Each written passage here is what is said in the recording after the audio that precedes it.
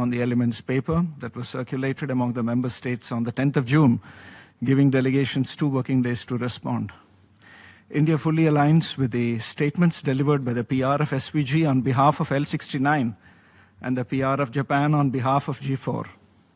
In addition, I'd like to deliver the following in my national capacity. India has taken note that the elements paper is an assessment of the co-chairs. This implies that the characterization of IGN dynamics in general and the 5 clusters in particular in the document is a reflection of the understanding and views of the co-chairs. In our view, it neither captures the overall state of play accurately nor accounts for the overwhelming sentiments of a majority of member states, not unlike similar elements papers of the last 2 years at least. I'd like to make the following points against this backdrop. First, it's not clear what constitutes convergences and divergences. It's our understanding that a convergence is not the same as unanimity. If so, a convergence could operationally be considered as a majority view. However, the working principle in the elements paper regarding convergences and divergences are different and ambiguous and subjective understanding and views of the co-chairs. Second, UNG decision 62/557 clearly stipulates that the purpose behind the IGN is to garner a solution with the widest possible political acceptance based on proposals by member states. This foundational document of the IGN does not mention about or allude to bridging proposals. It has also been the firm established practice in the UN for the co-chairs or co-facs to propose bridging proposals after floating a text as part of text-based negotiations and not before. It would also be contextual to highlight that the elements paper treats a reform of the Security Council as a member states-driven process. Therefore, proposals under the consideration of the IGN co-chairs must be based on models presented by member states and groups thus far, and not subjective understandings. Third, the elements paper mentions that the permanent category would be expanded through the fixed regional seats proposal, which incredibly has only been documented in this elements paper. It further adds that member states elected to such seats would serve in their national capacity and not formally represent their respective regions. These present 3 inherent issues. 1, the proposal in no way expands a permanent category. 2, the concept of regionality would not be served if the concerned member states act in their national capacities. And 3, it weakens the case of SIDS, a cross-regional group which India has been consistently supportive of. Further, this whole proposal is akin to granting a veto to the E10, bereft of convoluted arguments of permanency. This proposal confuses veto power with permanency. Fourth, the elements paper proposes further discussion and clarification on the concept of permanency. The UN Charter is very clear on this question and there is no room for ambiguity. Article 23 clearly categorizes the UNSC members into 2, permanent and non-permanent. Therefore, the definition of a permanent seat needs no further elaboration of classification as a divergence.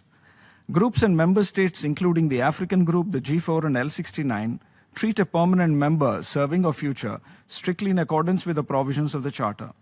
Further, on convergences under regional representation, there is no mention of the broad support for improving the representation of African group in the UN Security Council. The IGN meeting that focused on presentation of the African model had made the supportive views of all key stakeholders known.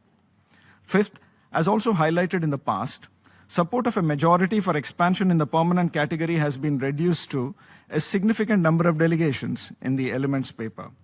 Despite the categorical position of a majority of member states in favor of expanding the permanent category, as reflected either in the national statements delivered at the IGN or through association with groups such as L69, G4, CARICOM, etc., this has not been depicted accurately.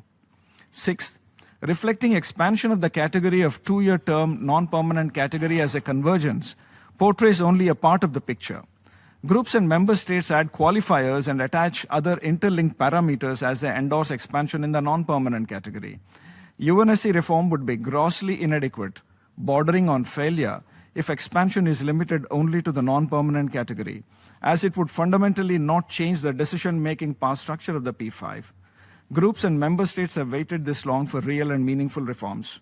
Seventh, a nothing is agreed until everything is agreed approach must not become a tool to block progress.